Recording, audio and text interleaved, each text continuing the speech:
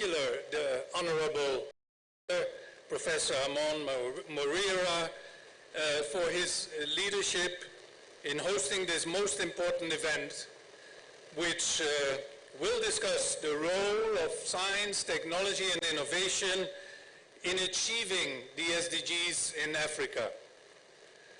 Well, in fact, I would prefer to rephrase that in light of the UN Secretary General's recent launch of the Decade of Action. So, it is not merely about the role of STI in achieving the SDGs. The question is how can we position science, technology and innovation to exercise its catalytic role in accelerating the SDG implementation. I will explain that later.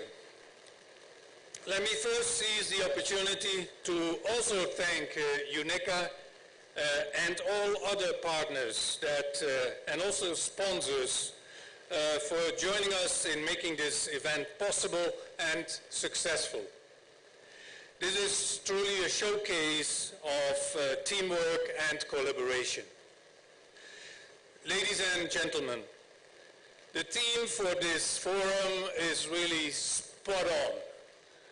Indeed, science, technology and innovation are central to the successful implementation of the SDGs and of the AU Agenda 2063.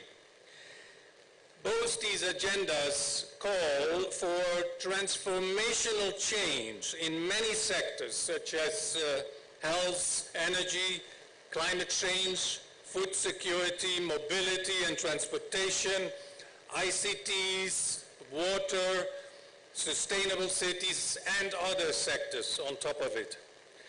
Now, a complicating factor is that all these transformations need to be made almost simultaneously. And that adds further to the complexities in dealing with them. So the SDGs, our science has to be more clever. It calls for a strong positioning of science as foundations for the successful implementation of the SDGs. It calls for strong science to inform policy and for strong policies for science.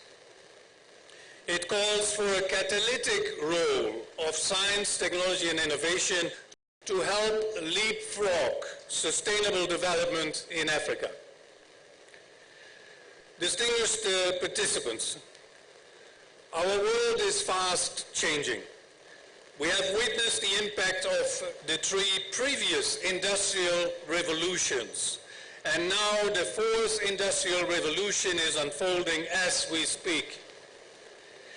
Rapid technological advancements, high-speed computing, and big data, these are the key drivers of the 4th industrial revolution.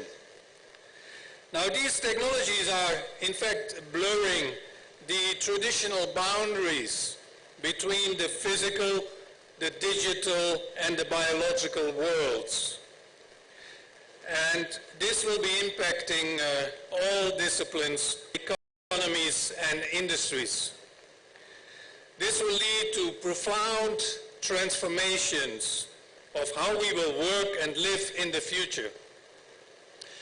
Building on the outcomes of different fora of artificial intelligence organized by UNESCO in, for instance, Morocco and also in Beijing, we look forward to co-organizing a regional conference on artificial intelligence later this year to be hosted in the Republic of Namibia.